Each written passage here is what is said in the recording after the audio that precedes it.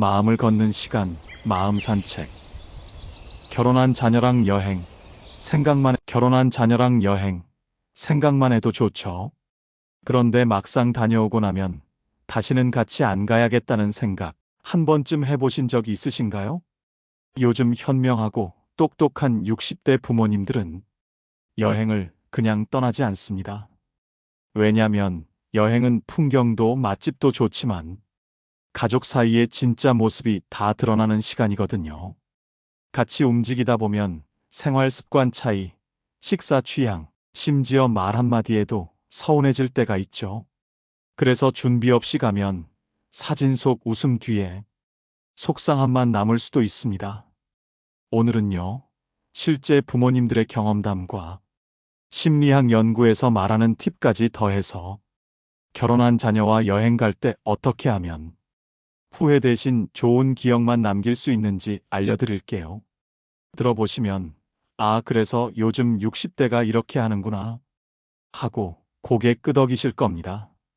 여러분의 소중한 여행이 더 행복해지길 바라며 오늘 주제가 궁금하시다면 구독과 좋아요 꼭 눌러주세요. 자, 그럼 시작하겠습니다. 요즘 똑똑한 부모가 결혼한 자녀와 여행할 때 준비하는 첫 번째, 여행 전에 서로의 역할과 기대를 미리 솔직하게 조율하기. 결혼한 자녀와 여행을 준비할 때 가장 먼저 해야 할 건 미리 대화하는 것입니다. 생활 패턴과 여행 스타일이 다르기 때문에 출발 전에 서로 기대치를 맞춰두면 불필요한 오해나 서운함을 크게 줄일 수 있습니다. 한 62세 어머니의 사례가 있습니다. 아들 부부와 함께 4일간 제주 여행을 계획했는데 과거 가족여행 때 하루 종일 붙어 다니다가 서로 지쳐서 말다툼을 한 경험이 있었죠. 이번에는 똑같은 실수를 반복하고 싶지 않았습니다. 그래서 여행 준비 단계에서 아들 부부에게 이렇게 제안했습니다. 낮에는 각자 하고 싶은 일정대로 움직이자. 대신 저녁은 꼭 같이 먹고 하루를 정리하자. 이 제안 덕분에 어머니는 오전엔 보고 싶던 수목원과 전통시장을 여유롭게 구경했고 아들 부부는 카페와 해변에서 데이트를 즐겼습니다. 저녁이 되면 서로 하루 동안의 경험을 이야기하며 웃음꽃이 피었죠. 여행 내내 분위기가 좋았고 돌아와서도 이번 여행이 제일 편하고 즐거웠다는 말을 들었다고 합니다. 심리학의 자기결정이론에 따르면 사람은 자율성이 존중될 때 관계 만족도가 크게 높아집니다. 자녀 입장에서 부모가 내 시간도 소중하다는 태도를 보이면 오히려 더 적극적으로 부모와 시간을 함께 보내고 싶어집니다. 아리스토텔레스도 이런 말을 남겼습니다. 함께 있는 시간을 귀하게 여기려면 떨어져 있는 시간을 귀하게 여길 줄 알아야 한다. 즉, 여행에서 함께하는 시간과 각자만의 시간을 적절히 나누는 건 편의를 위한 것이 아니라 서로의 존재를 더 소중하게 만드는 방법입니다. 무엇보다 부모가 먼저 이런 배려를 보여주면 자녀 부부는 그 마음을 오래 기억하게 되고 다음 여행도 기꺼이 함께하고 싶어집니다. 요즘 현명한 부모가 결혼한 자녀와 여행할 때 준비하는 두 번째, 여행비, 경비를 사전에 명확히 하기. 여행에서 돈 이야기는 참 꺼내기 어렵습니다. 가족끼리라면 더더욱 말 안 해도 서로 알겠지라는 생각이 들죠. 그런데 정작 여행이 시작되면 이 애매한 부분이 가장 먼저 불편함을 만들곤 합니다. 한 60대 김 씨는 아들 부부와 동남아 여행을 준비하며 엄마가 다 낼게라고 선언했습니다. 마음은 순수했죠.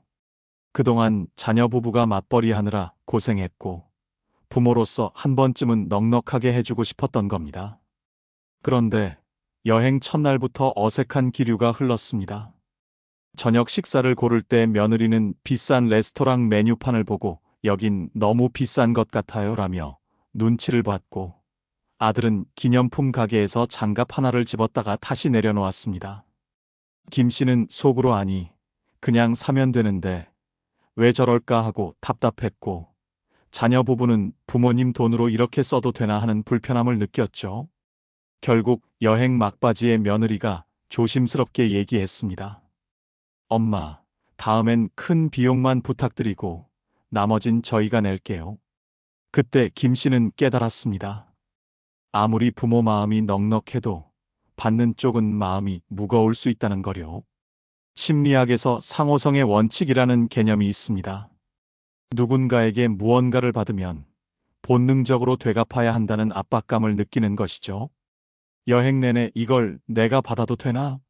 라는 마음이 들면 즐거움보다 부담이 커지고 심지어 소비를 줄이게 됩니다.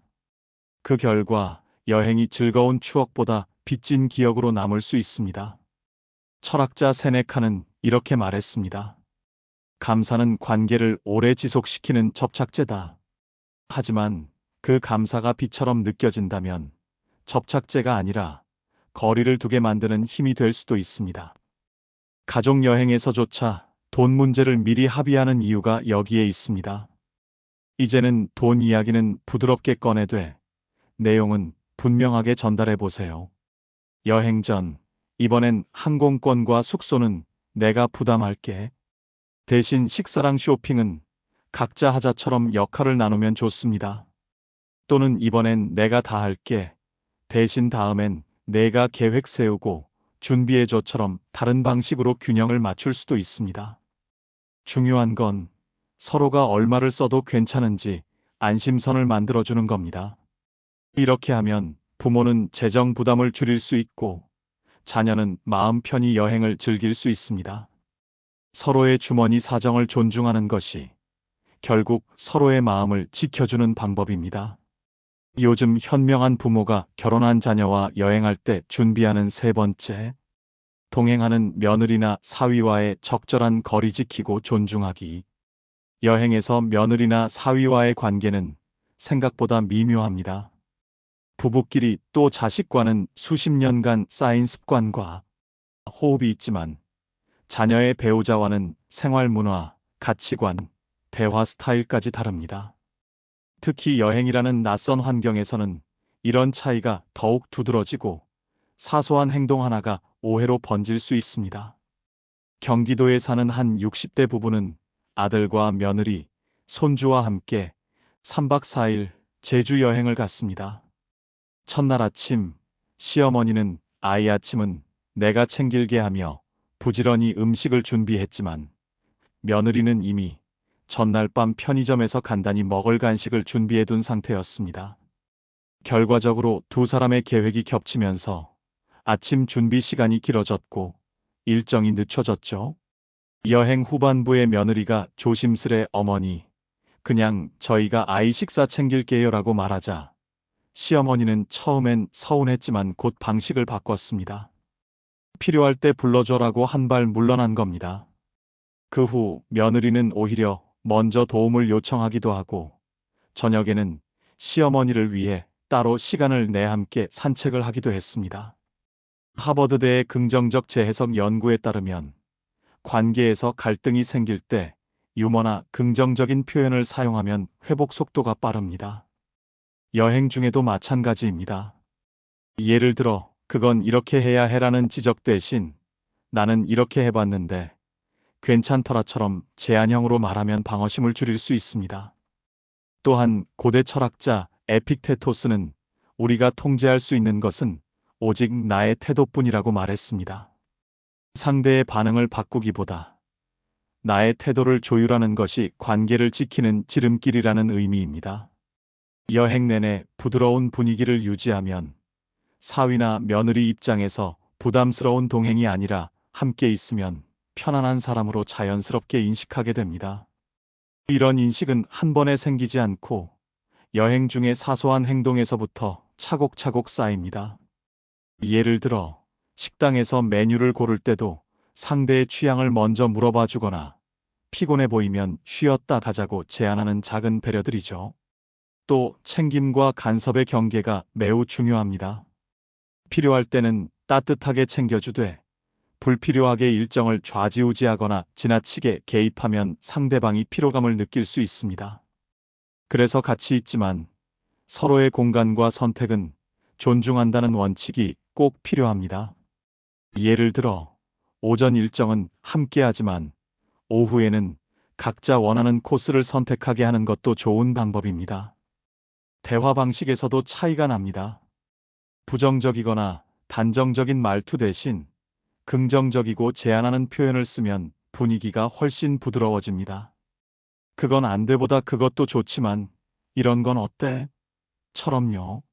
이런 언어 습관이 쌓이면 갈등은 자연스럽게 줄어들고 여행이 끝난 뒤에도 다시 같이 가고 싶은 사람이라는 좋은 기억으로 남게 됩니다.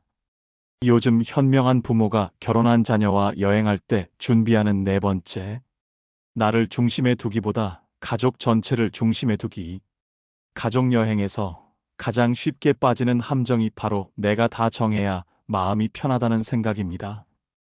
부모 입장에서는 경험이 많으니 내가 주도해야 한다고 생각할 수 있지만 자녀와 손주 입장에서는 우리는 따라가기만 하는 여행으로 느껴질 수 있습니다. 이런 여행은 처음엔 감사하지만 시간이 지나면 피로감과 답답함이 쌓입니다. 김 여사는 일본 여행을 준비하면서 마치 여행 가이드처럼 모든 것을 완벽하게 챙겼습니다. 항공권 예약부터 호텔 위치, 식당 메뉴, 심지어 이동 동선까지 전부 본인이 계획했습니다. 첫날은 계획대로 관광 명소를 돌았지만 둘째 날 아침부터 상황이 엇나가기 시작했죠. 손주는 TV에서 본 놀이공원 광고를 보고 꼭 가고 싶다고 졸랐고, 며느리는 일본 브랜드 매장에서 쇼핑을 하고 싶다고 했습니다. 하지만 김 여사가 짠 일정에는 그런 계획이 전혀 없었습니다. 결국 놀이공원 대신 사찰과 미술관을 돌며 보낸 하루는 손주에게 지루했고, 며느리는 쇼핑 시간을 못 가져서 마음이 불편했습니다. 오후가 되자 피곤과 답답함이 쌓인 가족들 얼굴엔 웃음이 사라졌고 대화마저 줄어들었습니다. 셋째 날이 되어서야 오늘은 각자 원하는 걸 해요라는 말이 나와 손주는 아빠와 놀이공원으로, 며느리는 쇼핑으로, 김 여사는 혼자 전통 찻집을 찾았습니다. 돌아오는 비행기 안에서 김 여사는 조용히 생각했습니다. 내가 원하는 일정만 가득 넣으니 다른 가족들은 여행을 즐기기보다 참고 따라온 시간이 더 많았구나. 결국 이 여행은 가족 여행이 아니라 내 여행이었던 거네. 이 깨달음 이후 김 여사는 다음 여행에는 내 계획보다 모두의 즐거움을 우선순위에 두기로 마음먹었습니다. 그 이후 김 여사는 여행 계획 방식을 완전히 새로 짰습니다. 아침에는 부모 세대가 가고 싶었던 사찰이나 전통시장을 들렀고, 오후에는 자녀 부부가 원하는 쇼핑 코스나 카페 투어를 넣었습니다. 손주를 위해서는 놀이공원이나 키즈 카페 같은 아이 위주 코스를 꼭 하루 이상 포함했고요. 또 일정 중 하루는 완전 자유일정으로 비워두었습니다. 이날은 각자 가고 싶은 곳을 선택해 다녀오기로 했죠. 덕분에 며느리는 온천에서 여유를 즐기고 손주는 아빠와 함께 테마파크에서 하루를 보냈습니다. 저녁에는 각자 다녀온 이야기를 나누며 웃음꽃이 피었고, 여행 마지막 날에는 다음에는 어디로 갈까? 라는 대화가 자연스럽게 나왔습니다. 모두가 만족한 여행이었기에 함께 가는 여행이 아니라 함께 즐기는 여행으로 기억에 남았습니다. 공자는 군자는 화합하되 같지 아니하고 소인은 같으나 화합하지 않는다라고 말했습니다. 가족이라고 해서 모든 생각이 똑같을 필요는 없습니다. 오히려 서로 다른 생각과 취향을 인정하는 순간 진짜 함께하는 여행이 시작됩니다. 부모가 여행 일정을 100% 장악하면 그 순간부터 가족 여행은 즐거운 시간이 아니라 따라가야 하는 의무로 변해버립니다. 반대로 각자의 의견이 조금씩 반영되면 그 안에서 웃음과 여유가 생깁니다. 심리학에서도 이런 점을 뒷받침합니다. 여행 만족도를 높이는 핵심은 바로 참여감입니다. 내 의견이 일정에 반영될 때 사람은 훨씬 더 적극적으로 참여하고 즐기게 됩니다. 세대 간에는 생활 패턴과 체력이 다르기 때문에 서로의 리듬을 존중하며 일정을 조율하는 것이 필수입니다. 그렇게 해야 여행이 참는 시간이 아니라 다시 가고 싶은 추억이 됩니다. 가족 여행을 준비할 때는 이렇게 해보시면 좋아요. 먼저 여행 전에 온 가족이 모여서 이번에 꼭 해보고 싶은 거를 한 가지씩 말해보는 거예요. 그러면 서로의 기대를 미리 알 수 있어요. 그리고 하루 중에 한 번은 그날의 주인공을 정하는 겁니다. 오전은 부모님의 취향대로, 오후는 자녀 부부나 손주의 취향대로 이런 식이죠. 또 너무 꽉 찬 일정보다는 여백을 두는 게 좋아요. 예기치 못한 변화나 갑작스러운 휴식을 위해 여유 시간을 넣어두면 훨씬 편안합니다. 마지막으로 여행 중 변수가 생기면 괜찮아. 우리 가족이잖아라는 말 한마디로 분위기를 살려보세요. 작은 말이지만 그 순간의 긴장을 풀어주는 힘이 있습니다. 여행이 끝나고 집에 돌아오면 많은 분들이 아, 끝났다 하고 그냥 일상으로 돌아가죠. 하지만 진짜 여행의 마지막 페이지는 공항에서가 아니라 집에 돌아온 뒤 나누는 말과 행동에서 완성됩니다. 심리학자 마틴 셀리그먼이 이렇게 말했습니다. 마지막 순간의 감정이 전체 경험을 지배한다. 이걸 최종 효과라고 부르는데 결국 여행의 엔딩이 좋으면 그 여행 전체가 좋은 기억으로 남는다는 뜻입니다. 그래서 저는 이렇게 제안드립니다. 1. 고마움은 피곤해도 바로 전달하기. 짐 풀고, 빨래하고, 피곤해서 눕고 싶은 마음 100번 이해합니다. 그래도 단체 채팅방에 덕분에 웃음이 많았던 여행이었어. 다음에도 이런 자리 꼭 만들자. 하고 한 줄 남겨보세요. 짧아도 진심이 느껴지면 그 말이 여행 전체를 따뜻한 기억으로 덮어줍니다. 이 고마움의 한마디는 이번 여행 좋았나? 하고 서로 눈치를 보는 마음을 단번에 지워줍니다. 이 아쉬움은 다음 기회로 바꾸기. 이번엔 일정이 좀 빡빡했네 라고 끝내면 다음 여행은 부담이 됩니다. 하지만 이번엔 3박 4일이라 조금 길었지? 다음엔 1박 2일로 가볍게 한 번 더 가자. 라고 말하면 이야기가 달라집니다. 실제로 이런 말을 들은 자녀 부부가 가을 여행을 먼저 제안하는 경우도 많습니다. 즉, 아쉬움에 다음을 얹으면 관계는 더 길게 이어집니다. 3. 사진과 영상은 선별해서 보내기. 여행 직후 단톡방에 수백 장의 사진이 올라오면 다들 몇 장만 보고 나머지는 넘기게 됩니다.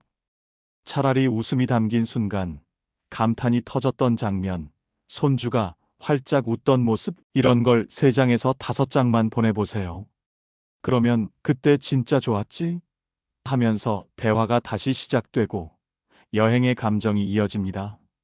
전부 다 보내는 것보다 감정을 불러일으키는 포인트 컷이 훨씬 오래 갑니다. 4. 평가보다 감정 먼저. 여행 직후에는 그 식당은 별로였네 같은 평가는 잠시 넣어두세요. 그 대신 정말 즐거웠다 오랜만에 다 같이 웃어서 좋았다처럼 감정을 먼저 나누는 게 좋습니다. 부정적인 피드백은 시간이 조금 지난 뒤 건의 형식으로 부드럽게 전달하면 관계가 상하지 않습니다. 정리하자면 고마움은 즉시, 아쉬움은 다음 제안으로, 사진은 선별적으로, 평가는 시간을 두고 이렇게만 해도 여행의 마지막 장이 따뜻한 마무리로 닫히고 다음 여행을 기다리는 마음이 자연스럽게 만들어집니다. 결국 여행이란 다녀온 뒤에도 이어지는 이야기가 있을 때 진짜 오래 기억에 남는 법입니다. 요즘 현명한 부모들이 자녀와 여행 갈 때 꼭 준비하는 4가지에 대해 이야기해 보았습니다. 이렇게 4가지 원칙을 준비하여 지킨다면 여행은 단순한 나들이가 아니라 가족의 마음을 이어주는 시간이 됩니다. 결국 여행에서 남는 건 멋진 풍경보다 그 안에서 나눈 말과 마음이죠. 중요한 건 어디보다 어떻게입니다. 장소는 바뀌어도 이런 태도가 쌓이면 그 어떤 여행지도 가족에게는 최고의 추억 장소가 될 수 있습니다. 여행을 잘 다녀왔다는 건 사진 속 웃는 얼굴만으로 판단되는 게 아닙니다. 돌아와서도 그때 나눴던 대화, 느꼈던 따뜻함, 서로에 대한 이해가 마음에 오래 남아야 진짜 좋은 여행이죠. 현명한 부모님들은 압니다. 여행은 내가 가고 싶은 곳만 가는 게 아니라 모두가 웃을 수 있는 무대를 만드는 거라는 거요. 그리고 여행이 끝난 후에도 고마움은 바로 표현하고 아쉬움은 다음 제안으로 바꾸는 것. 이 작은 태도 하나가 다음에도 꼭 같이 가고 싶은 부모님을 만드는 비결입니다. 결국 여행은 거창한 계획보다 마음의 거리를 줄이는 시간이 되어야 합니다. 여러분은 자녀와 함께한 여행 중 어떤 순간이 가장 기억에 남으시나요? 댓글로 여러분의 이야기를 들려주세요. 그 경험이 다른 시청자들에게도 큰 힌트와 위로가 될 수 있습니다. 오늘 영상이 여러분의 다음 여행에 따뜻한 변화를 가져오길 바랍니다. 시청해주셔서 감사합니다.